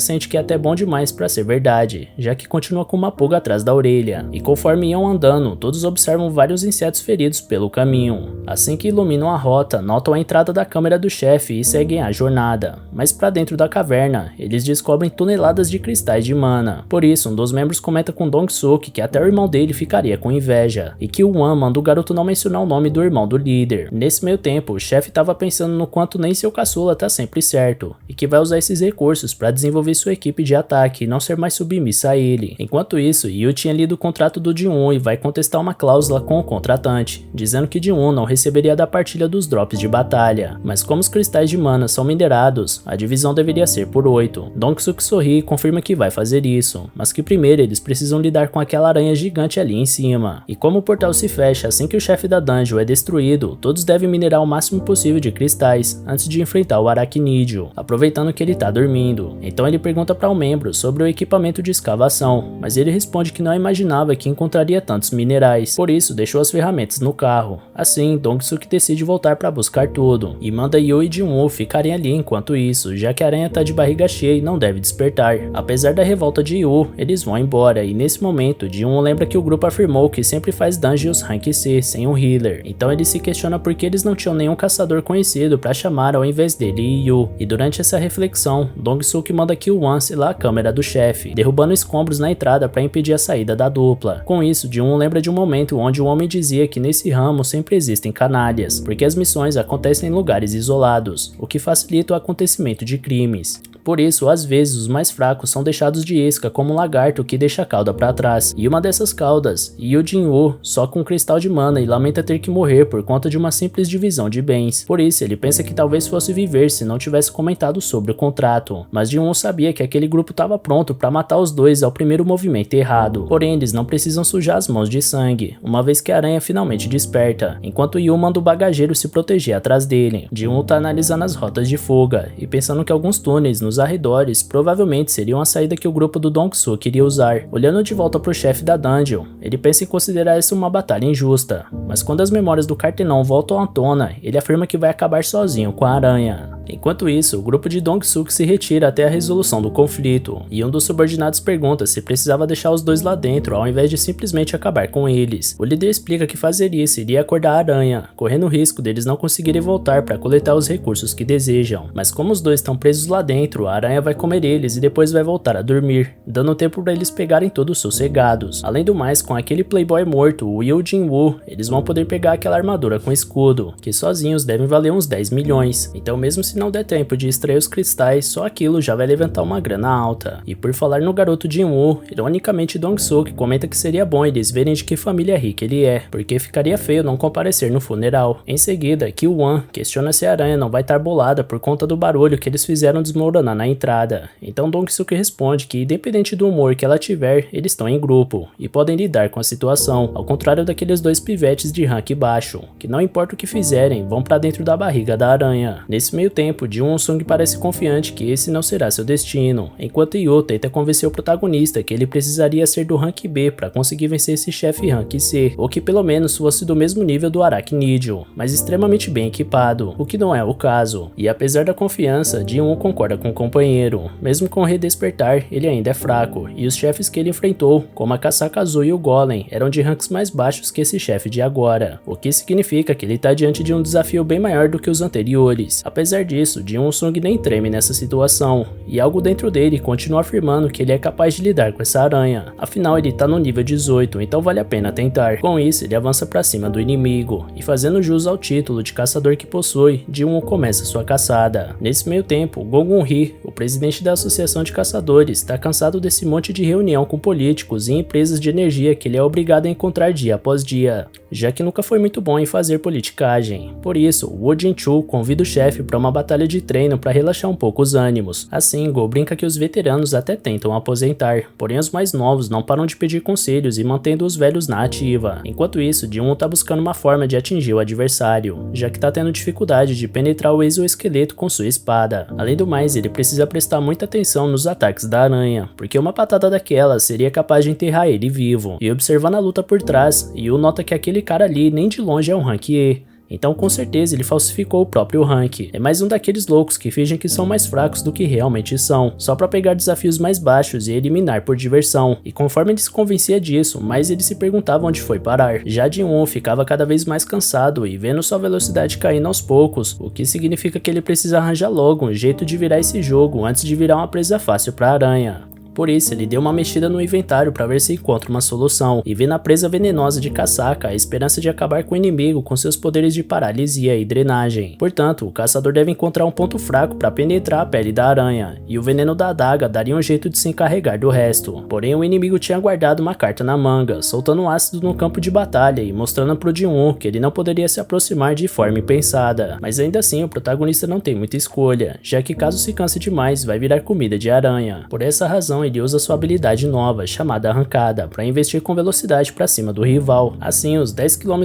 corridos por dia mostram surtir algum efeito na força das pernas do rapaz, que é lançado como um míssil para cima do chefe da masmorra, dando margem para atacar com sua adaga no rosto dela. Entretanto, até essa parte do corpo do aracnídeo era extremamente resistente, por isso Jin-Woo começa a perder a calma e atacar desesperadamente todas as partes do corpo que conseguia. Mas essa impaciência levou seu corpo a atingir uma fadiga de nível 70, limitando ainda mais alguns dos seus movimentos. Diante da lentidão, a aranha consegue acertar o humano e jogar ele no chão com força. Assim, Jin-Woo parecia entregue ao seu destino, mas quando o inimigo ia acabar de vez com a luta usando sua garra, ele usa um bônus de recuperação total e recompõe sua energia. Dessa vez ele não podia dar mole, então na sua nova tentativa de ataque ele desfere vários golpes de adaga em um dos olhos da aranha, jogando todo o veneno de casaca pro corpo do aracnídeo. Dessa forma, em poucos segundos, o chefe do portal cai no chão sem chances de reagir. Com a vitória, Jin-Woo sobe alguns níveis instantaneamente, enquanto se sente aliviado de não ter usado todas as suas recompensas de recuperação total das suas corridas diárias de treinamento, porque sem elas teria sido bem complicado. Já Yu tá simplesmente espantado com o que acabou de presenciar. Ele simplesmente não consegue acreditar que o bagageiro Rank E do seu grupo de expedição foi capaz de derrotar uma aranha gigante Rank C. Por isso agora tem certeza que o sujeito falsificou seu nível real. E durante esse pensamento, o protagonista coleta a pedra de essência do chefe da caverna e se pergunta quanto deve valer um negócio desses. E como não é bobo nem nada, Yu já coloca as bagagens do colega nas costas e entrega uma garrafa d'água para ele enquanto pede para ele descansar, enquanto o próprio Yu escavava todos os cristais do local. Jin-Sung não entende o motivo desse comportamento estranho, mas isso fica em segundo plano quando o grupo do Dong-Suk surge por uma das entradas da caverna e nota que os dois novatos ainda estão vivos. Ao mesmo tempo, o experiente Go-Gun-Hee aceita praticar com Wo Jin-Chu e mostra que mesmo velho ainda mantém uma forma incrível, demonstrando incrível força ao subjugar o administrador da vigilância dos caçadores. Jin-Chu reconhece a força do presidente e agradece por ter tido a oportunidade de treinar com ele, enquanto o líder demonstra grande humildade e liderança ao elogiar o desenvolvimento do subordinado, além de ressaltar que mesmo que esses exercícios não façam o Jin-Chu subir de rank, ainda assim seria possível praticar e lapidar novas técnicas, que podem ser úteis nas dungeons, onde o perigo é sempre extremo e a verdadeira natureza das pessoas realmente aparece, e essa natureza fica cada vez mais evidente em Dong-Suk e sua equipe, quando eles descem para a confusão e ao ver a carcaça da aranha, concluem que provavelmente era uma criatura bem mais fraca do que eles imaginavam, para ser derrotada por dois pivetes tão fracos. No mínimo, essa armadura cara do garoto Yu foi o que conseguiu tancar o chefe da dungeon. Por isso, Dong-Sung comenta que esse equipamento do garoto rico parece ser bem útil,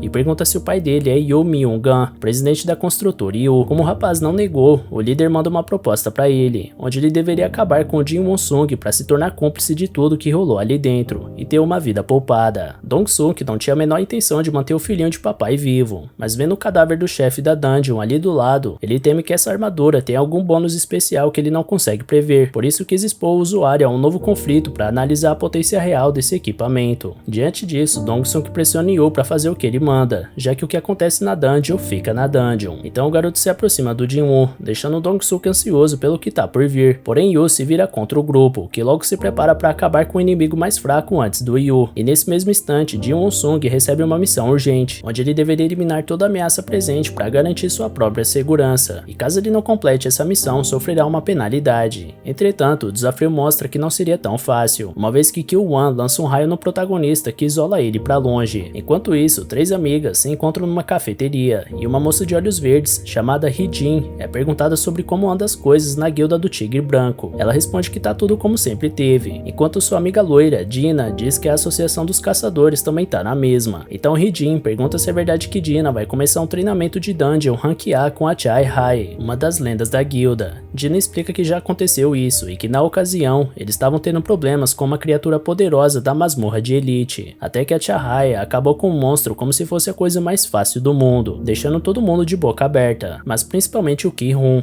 já que ele era pretendente a capitão do esquadrão de ataque. A propósito, Dina pergunta daquele rapaz, Chu, que também tinha a intenção de ser capitão, mas Hee-Jin não acha que ele seja grande escolha, coisas, mas apesar de tudo elas ainda estão na guilda de caçadores e a Tigre Branco, as maiores que existem até o momento, ao contrário de outras organizações com histórias sinistras sobre mortes misteriosas dos seus membros em dungeons. Nesse meio tempo, Ji-Won parece morto aos olhos dos presentes, mas ele ainda vive, refletindo dentro de si com um ódio profundo sobre o motivo do mundo ser um lugar de tantas mentiras e traições. Ji-Won foi descuidado de novo e subestimou o mal que as pessoas são capazes de fazer, e dessa vez até o sistema que guia ele quer que ele mate pessoas. Estranhamente, parece que esse dispositivo deseja manter ele vivo e forte, e já que o sistema quer usar Ji-Won, Ji-Won também vai usar o sistema. Conforme ele avançava lentamente contra os inimigos que riem da cara dele, o protagonista pensa sobre como a lei do mais forte é que prevalece em lugares desse tipo. Então Juntai pede para deixar o caçador mais fraco do mundo com ele, para logo em seguida abraçar Ji-Won e perguntar o que um besta Rank E pode fazer contra eles, do alto da sua arrogância. Sendo assim, Ji-Won mostra na prática o que ele tinha em mente ao separar a cabeça do inimigo do resto do corpo. Dong-suk sabe que Juntai era descuidado, mas ainda assim era um Rank D. Já o Rank E, que acabou com a vida dele, não tá se sentindo tão mal por ter eliminado seu primeiro humano. Afinal, ele não tem escolha, e se somente o mais forte sobrevive, Ji-Won-sung vai terminar de pé. Tendo isso em mente, ele se move como vento pra cima de cada um dos seus inimigos, derrubando um por um sem dar a chance de ser tocado. Até o talentoso Kil-Wan é eliminado em penúltimo sem grande esforço, até restar apenas o líder do grupo de expedição, Aguang Dong-suk. Vendo sua equipe ser massacrada em poucos segundos, o chefe percebe quem realmente matou aquela aranha gigante, mas ao contrário dos seus subordinados, Dong-suk é um caçador Rank C diferenciado, e ele mostra isso usando a habilidade de reforço. Logo ele analisa que Ji-Won deve estar cansado depois de enfrentar a aranha e seus companheiros. Fora isso, seus pontos fortes são a velocidade e a adaga venenosa, mas graças ao reforço do Dong-suk, seu corpo se tornou forte como aço, então a adaga não vai ser capaz de penetrar sua pele. Entretanto, Ji-Won-sung mostra que ter passado todo esse tempo subindo de nível faz qualquer um de Rank C parecer nada perante ele. Sendo assim, ele joga a cabeça do Dong-suk no chão, que logo ele percebe que não tem chances contra aquele caçador, por isso pede misericórdia e jura que vai pagar tudo que Ji-Won-sung quiser se for poupado. Mas o protagonista lembra que esse homem tentou matar ele 3 vezes, e agora vem pedir arrego desse jeito ridículo. E como o próprio Dong-suk tinha dito, o que acontece na dungeon, fica na dungeon.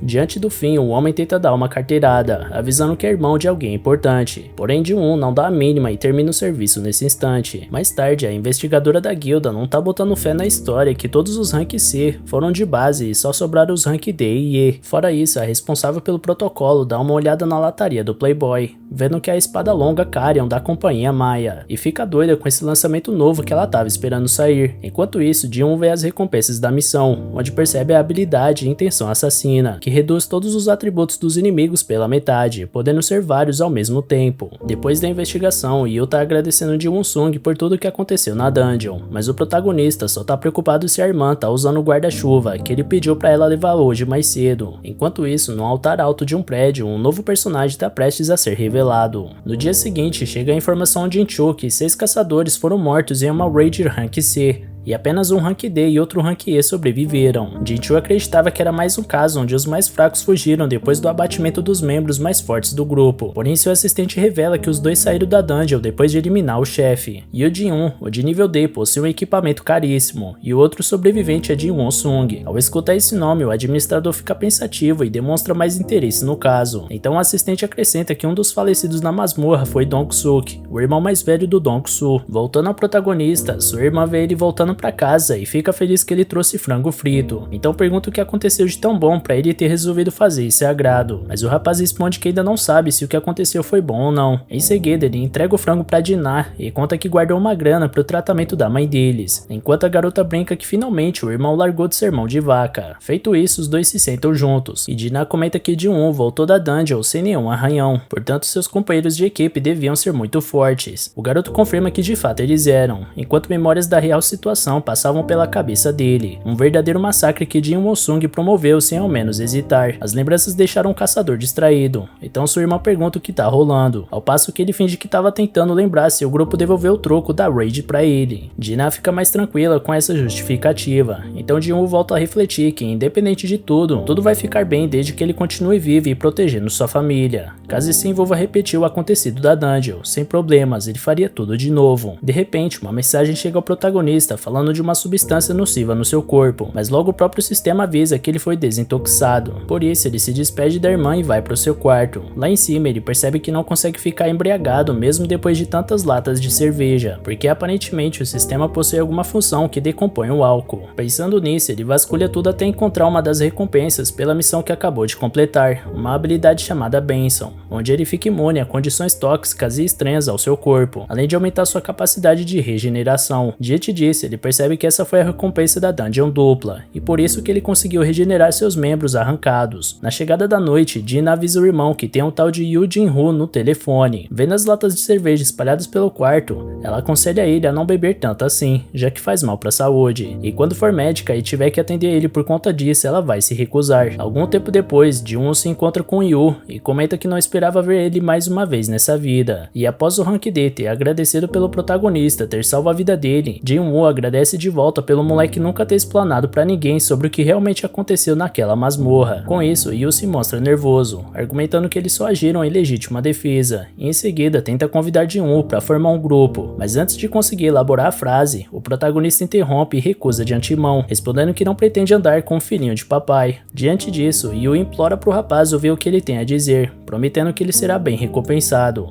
Assim, ele consegue a atenção de Jin-Woo e continua dizendo que precisa da ajuda dele para concluir 20 raids e conseguir uma licença de mestre de guilda. Como ele estudou para assumir sua herança, não seria um problema passar no exame teórico, porém na parte prática já são outros 500. Pegando um assunto, Jin-Woo pergunta se o garoto é o segundo herdeiro da construtora Yujin, e depois de confirmar, Yu comenta que seu pai gostaria que a empresa tivesse sua própria guilda. Por essa razão, Jin-Woo presume que o pai dele deseja entrar no ramo dos caçadores para ser autossuficiente e conseguir suas próprias raids, lucrando com isso de forma independente. Yu diz que sim, e que a ideia é colocar um Rank S como mestre, e com o irmão dele de vice-comandante. A guilda vai ser gerida que nem uma empresa. Jin-Woo comenta que vai ser difícil arranjar um Rank S, já que só tem 9 em todo o país, além de que o único sem guilda se aposentou, que era o Min Byung-gu. Além do mais, se o pai do Yu quiser atrair um Rank S já contratado, vai criar treta entre as duas guildas. Vendo que o caçador não tá parecendo muito confiante com esse plano, Yu é mais incisivo ao afirmar que Jin Sung precisa de parceiros para entrar em raids escondendo o próprio rank, e que para Yu também é melhor fazer essas expedições ao lado de um Rank E, ao invés de procurar por alguém de nível mais elevado. Depois da declaração, o garoto reflete sozinho que o chefe dessa dungeon, que ele pretende invadir em seguida, talvez seja Rank B ou até mais que isso. Em seguida, ele mostra o projeto da guilda, mencionando que o valor estimado para o prédio da sede está em 30 bilhões, e essa será a recompensa pelas 19 raids Rank C que o Jin-Woo deverá participar, já que a da aranha foi a primeira. Pensando sozinho, o protagonista acredita que no passado pularia de cabeça nessa proposta, mas sendo o único caçador que evolui, com certeza ele vai virar Rank S um dia, talvez até ultrapassando isso, caso seja possível. Considerando essa possibilidade, o valor é até baixo para o que ele pode entregar. Além disso, sem saber como subir de nível afeta ele, colaborar com outras pessoas pode ser arriscado. Então Jin-Woo recusa a oferta e se dirige até a saída, porém Yoon insiste uma última vez, dizendo que se ele aceitar, vai levar o segredo de Jin Sung até o túmulo. Em resposta, Jin-Woo olha de volta pro Playboy com uma expressão que não precisa ser explicada, e isso parece ter resolvido a situação de uma vez por todas. Mais tarde é revelado que o homem do alto do prédio é Agwang Dong-soo, irmão mais novo do Dong-suk, que acaba de descobrir que seu irmão foi morto e já começa a mover suas peças. Ele exige a papelada do caso para sua secretária e pergunta para ela o que aconteceria com ele se matasse alguém em outro país. Ela explica que num país com um tratado de detenção e extradição de caçadores, ele seria julgado naquele país. Caso não haja o tratado, ele será julgado pela lei do país onde vive, podendo negociar uma redução de pena com o governo. Sendo muito atarefado, Dong-soo pede para a secretária abrir um espaço na agenda dele para resolver essa situação, mas como isso afetaria a guilda, ele vai ter que esperar até a programação ter uma brecha. Com isso resolvido, ele olha o rosto dos dois criminosos e espera que eles estejam vivos até ele chegar. Logo na manhã seguinte, Dina e Jin-Woo estão se exercitando juntos, e no meio da corrida, Jin-Woo pergunta o que a garota faria se ganhasse 30 bilhões do nada. Dina pagaria o tratamento da mãe e faria uma faculdade, e talvez guardaria o resto. Ela não sabe dizer porque isso nunca vai acontecer de qualquer forma. Jin-Woo concorda e avisa que Dina pode correr no próprio ritmo, então ele dispara na frente. Sem conseguir acompanhar, a garota comenta que o moleque pode até ser Rank E, mas ainda assim é um caçador. Sem a presença dela, Jin-Woo aceita a recompensa por mais um dia de treino, mas antes repara que o sistema contabilizou a corrida acima da meta, contando os 11 km que ele correu, ao invés de fechar em 10 como sempre fazia. Para tirar a dúvida, ele faz mais 2 flexões e nota que isso também foi acrescentado na meta. então decide ver até onde isso podia chegar. Nesse momento, Dinah tinha acabado de alcançar o rapaz, mas logo ele volta a deixar ela comendo poeira. Depois de um tempo, ele vê que o sistema travou no dobro da meta, então questiona sobre o resto que ele correu. Logo ele dobra a meta de todos os exercícios, com 200 flexões, 200 abdominais e 200 agachamentos, e isso abriu uma recompensa secreta, sendo uma caixa misteriosa abençoada e outra amaldiçoada. Primeiramente ele abre a abençoada, que revela uma chave para entrar na dungeon Castelo Demoníaco. Além disso,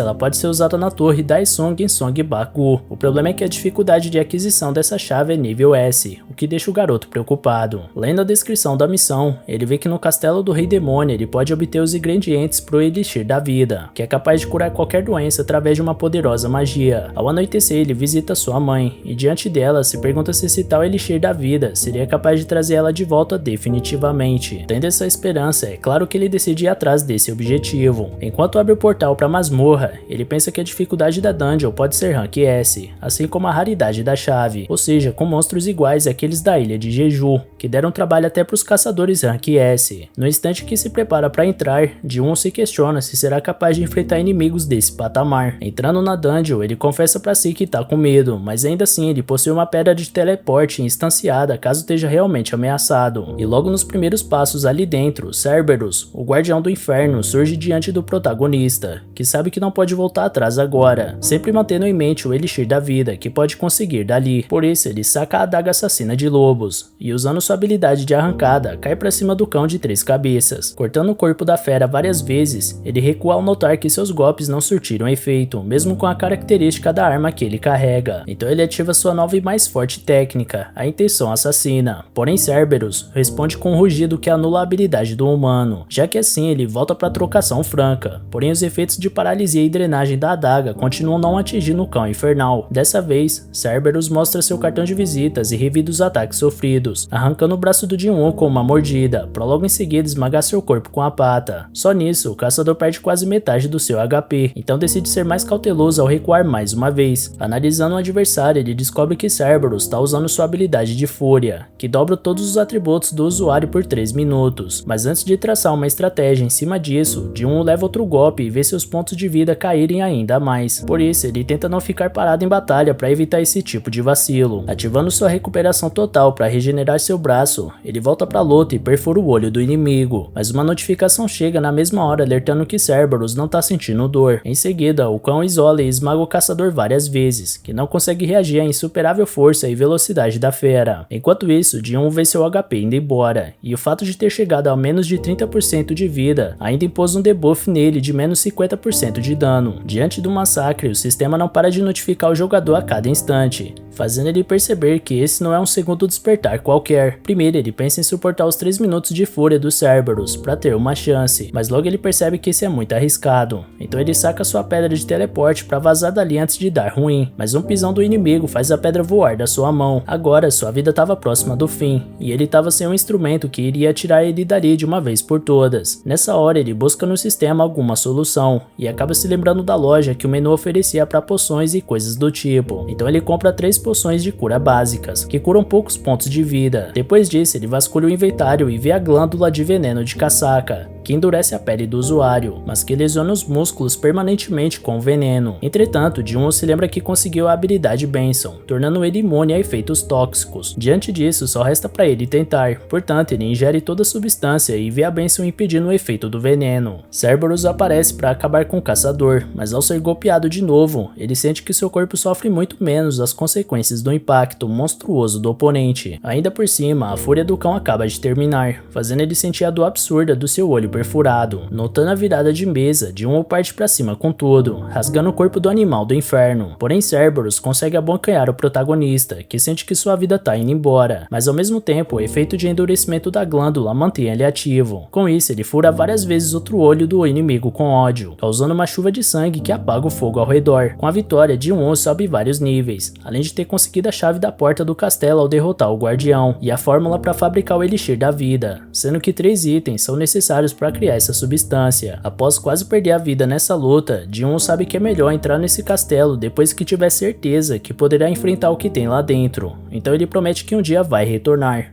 Assim que se retira da dungeon, Jin-Woo vai direto visitar sua mãe, pra ver como ela tá e reafirmar sua promessa de fazer ela melhorar. São 3 ingredientes que ele precisa pra preparar o Elixir da vida, e tudo que ele tem que fazer é ficar mais forte ao nível de conseguir entrar naquele castelo e fazer o que é preciso por ela. Pra financiar seu objetivo, ele volta até o Yu e volta atrás na sua decisão. Agora ele vai se juntar ao rapaz pra conquistar as 19 raids, mas com a condição de que eles dois entrem sozinhos em todas as masmorras. Diante disso, Yu perde um pouco sua empolgação e lembra o companheiro que são exigidas 8 pessoas para entrar nas dungeons Rank C. Então Jin-Woo explica que eles poderiam contratar os outros membros, assim como o Dong-Suk fazia, e dessa forma eles poderiam concluir suas missões sem que ninguém de fora se ferisse. E de quebra, esse feito ainda poderia ajudar Yu a impressionar seu pai. Sendo assim, Yu aceita a exigência e afirma que vai cuidar dos preparativos para as expedições que estão por vir. Enquanto isso, Tia Hai tá no meio do seu treino de corrida, até que nota um homem observando ela e pergunta o que ele quer. O homem pede desculpas por interromper o treino, porque não sabia o melhor momento de abordar a moça. Então Beyond Jill entrega um cartão da construtora Yujin, empresa do pai do Yu. Nesse instante, o empresário estava conversando com seu caçula sobre o aparecimento das dungeons, que causaram transformações significativas na sociedade, como em sua forma de enxergar a economia, a mídia e até a política. Quanto à empresa dele, essa mudança veio na infraestrutura, tão necessária para a vida de todos. Não existem mais operações sofisticadas sem os recursos proporcionados por essas masmorras, e os únicos capazes de coletar esses itens são os caçadores. Por sua vez, eles são supervisionados por uma instituição pública, a Associação dos Caçadores, que recruta, registra, classifica por rank e supervisiona cada um dos seus membros. Além disso, eles supervisionam os portais que não vão a leilão e cuidam das dungeon breaks, mas ainda assim a associação não passa de um serviço estatal, portanto, não visa o lucro nessas empreitadas. A maioria desses recursos vitais ficam nas mãos das guildas, que são empresas que contratam os caçadores para esse tipo de serviço, tornando esse um negócio extremamente lucrativo. Guildas como a dos caçadores, a Tigre Branco, a dos ceifadores, a Guilda da Fama e dos Cavaleiros são as maiores desse país. Na prática, elas têm o monopólio dos lucros das dungeons, e o poderoso dono da construtora Yujin não quer que isso continue dessa forma, porque esses são recursos necessários para a reprodução da vida humana, e não deveriam ficar nas mãos de meros mercenários, que usam todo esse dinheiro a seu bel prazer. A construtora Yujin sempre prestou serviços à sociedade, e não é agora que isso vai mudar, por isso seu proprietário decidiu começar sua própria guilda. Ouvindo atentamente, Yu Jin-Hun concorda, mas pensa sozinho que contratar um caçador Rank S para atuar com seu irmão pode ser muito arriscado, mas que pelo menos ele não vai passar por isso. Nesse instante, sua dupla estava em treinamento e nota que o sistema não está mais contabilizando os exercícios que ele faz acima da meta. Por isso, ele acha que a caixa misteriosa amaldiçoada que foi oferecida na missão secreta está fora de alcance nesse momento, mas ele tem esperança que a caixa de loot aleatório que ele conseguiu dê algum item tão valioso quanto a chave para a dungeon do castelo demoníaco. Então ele usa o item com essa expectativa, mas acaba ganhando uma cartela usada de bingo. Revisando seus atributos altíssimos, o caçador repara que apenas 3 pontos não são bastante para alterar alguma coisa para ele, e por isso ele precisa encontrar uma forma mais eficaz de evoluir. Ele pensa em enfrentar aquela centopeia gigante na zona de penalidade, mas ainda hoje ele não tem certeza se seria capaz de derrotar aquela criatura, além de não ser garantido que ele ganhe XP numa missão punitiva. Portanto, Jin-Woo se contentou em encontrar trabalhos de raids para dungeons Rank D. Em outro canto do país, Song Ti-un duela com espadas de madeira, e o homem mais jovem elogia seu mestre pela performance. O lutador mais experiente sorri e responde que ainda não está preparado para perder, por mais que tenha perdido seu braço há alguns meses e não possa dar tudo de si. Então ele recebe um chamado de emergência e lamenta, porque caçadores Rank D geralmente não são chamados para algo mais grave que comprar pão na padaria. Diante disso, seu pupilo pergunta por que ele não se aposenta, e Chi-Yu concorda que um velho sem braço realmente não deve ser mais de grande ajuda. Constrangido, o aluno tenta explicar que não foi isso que quis dizer, porém Chi-Yu não pensava em desistir de qualquer forma, já que ele gostaria de passar o resto da vida contribuindo de alguma forma, com algo que considera útil para a sociedade e para sua família.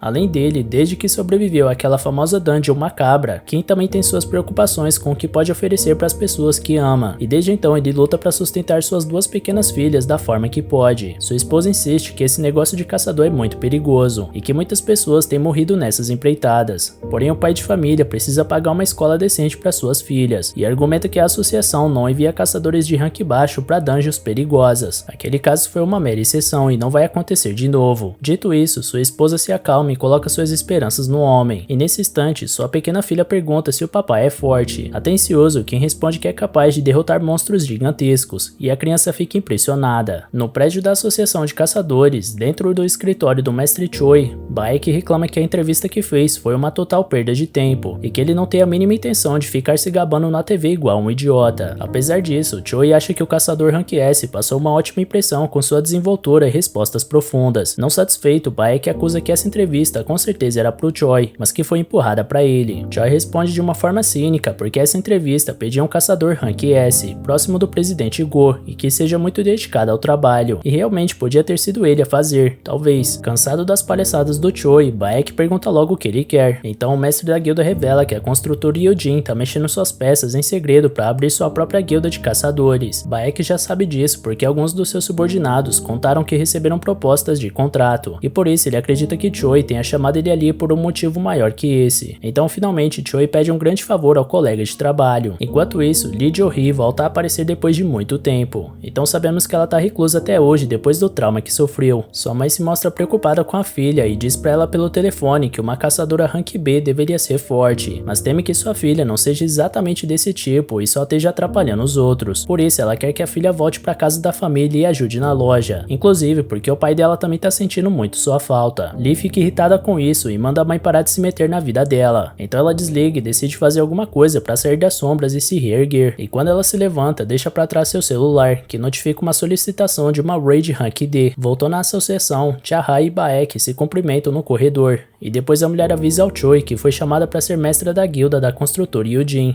porém recusou o convite. Em seguida ela pergunta o que Choi e Baek estavam conversando antes dela chegar. Diante disso, o próprio Baek recorda da conversa de mais cedo enquanto tomavam um whisky sozinho, sobre como a ilha Jeju vem sendo completamente ignorada pela sociedade, porque antes era um lugar de frequentes expedições e missões, e agora virou um lugar esquecido por todos. Porém, Choi nunca se esqueceu daquele lugar, muito menos do que ele passou lá, e mesmo tendo um cargo importante e sendo bajulado diariamente como a arma definitiva da sociedade, nada livra ele da sensação de que deveria retornar àquele lugar. Por essa razão, Choi decidiu retornar à ilha Jeju em breve, mas para isso precisa contar com Baek e os outros. Baek supõe que esse seja o motivo de tantos recrutamentos novos tão de repente, mas Choi pergunta pro companheiro se ele também não tem motivos para voltar para aquela ilha. Logo as imagens daquele dia voltam à mente do caçador, e ele lamenta pelo Yeon Sung-yong e o Byung. Enquanto isso, num lugar isolado, um homem idoso implora para alguém que outras pessoas precisam morrer. Ji-won tá saindo para uma nova missão e sua irmã reclama que até nos feriados o homem não larga do trabalho, diferente de antes que ele chegava das dungeons e ficava uma semana no gelo. Por isso ela acredita que seja fruto do seu árduo treinamento, e Ji-won confessa que tem conseguido viver de uma forma mais estável. Então parte sem mesmo pegar suas coisas, deixando Jina confusa com a atitude, porque ele não tá indo pro mercadinho da esquina. Também indo trabalhar, Tio observa que não despertou com o poder físico, o que significa que sua espada é inútil contra monstros mágicos. Ironicamente, as artes marciais às quais Tio se dedicou desde sempre são inúteis numa dungeon, ironicamente. No caminho pro serviço ele tromba com Jin-woo, e os dois descobrem que estão indo pra mesma raid. Tio fica assustado com a evolução do garoto em tão pouco tempo, e fica encucado porque lembra que Jin-woo tinha perdido uma perna naquele dia, mas o garoto finge que simplesmente a perna tinha voltado quando ele acordou no hospital. Tio lamenta que não tinha um healer decente naquela dungeon para acompanhar o garoto, mas que felizmente um jovem como Jin-woo tá completamente curado. Por sua vez, o protagonista fica ligeiramente constrangido, porque aquele homem ainda enxerga ele como alguém fraco que precisa ser cuidado, mas agradece humildemente pela preocupação. Então, chegando até o portal, eles percebem que é uma reunião das mesmas pessoas que estavam juntas naquele fatídico dia. Jo-hee, amiga próxima do Jin-woo, e uma healer Rank B, além do Kim e do Kang. Tirando a garota, os demais caçadores não conseguem nem olhar na cara do Jin-woo, porque lembram bem que o garoto foi deixado para trás naquela dungeon mortal, permitindo que o resto pudesse escapar. Jo-hee fica impressionada com a transformação surreal do amigo, por estar tão esbelto e com a perna recuperada, muito diferente de quando ela foi visitar ele no hospital. Jin-woo fica surpreso porque não sabia que sua amiga tinha visitado ele naquelas condições, até que encosta o carro de onde saem 3 prisioneiros que vão participar da expedição junto dos demais. Um dos detentos já se mostra empolgado por ter uma gatinha na equipe dessa vez, e ao pedir pra ela largar desse cara e ir se divertir com eles, Jin-woo fecha a cara na hora. Então Kang Tae-shik, o vigilante da guilda dos caçadores, manda o prisioneiro calar calar a boca, porque nenhum dos 3 presos saiu da cadeia para passear. Junto dele, uma assistente da guilda explica que esses homens algemados farão parte da raid dessa vez, porque a debandada dos caçadores locais deixou a associação sem muitas opções restantes. Chiyu ensaia uma reclamação, porque não deseja lutar ao lado de criminosos, porém não tem outro caminho a não ser aceitar essa condição. Aqueles são caçadores condenados que vieram reduzir suas penas, e eles vão participar da missão de qualquer jeito. De toda forma, o supervisor da associação de caçadores vai estar de olho neles o tempo inteiro, e como ele é rank B, pode lidar com 3 rank C sem maiores problemas. Ainda assim, Ji-won não acha uma boa ideia que sua amiga corra riscos nessa jornada, e pede pra Jo-hee não participar da raid dessa vez, mas a curandeira tá determinada a entrar nesse portal, então decide continuar de qualquer jeito. Assim, os prisioneiros são soltos, e a primeira coisa que Kang Tae-shik diz é que eles sabem muito bem o que vai acontecer se qualquer um deles tentar alguma coisa de diferente. Depois ele tranquiliza o restante do grupo, afirmando que os detentos vão estar sob a supervisão dele, e logo pergunta quem será o líder da equipe nessa expedição. Chiyu se apresenta para o cargo, mas antes disso, ele pergunta pro Jin-woo se ele concorda com isso. Afinal, 7 pessoas morreram sob o comando dele naquele dia, e o gosto amargo daquela vergonha ainda persegue Chiyu até os dias de hoje. Ainda por cima, as pessoas que sobreviveram foram graças ao próprio Jin Woo-sung, e por isso ele pede essa permissão e se curva para agradecer de coração por tudo que fez diante daquela noite trágica. Entretanto, Jin-woo pede pro homem se erguer, e quando Jin pergunta também pro Kim se pode liderar,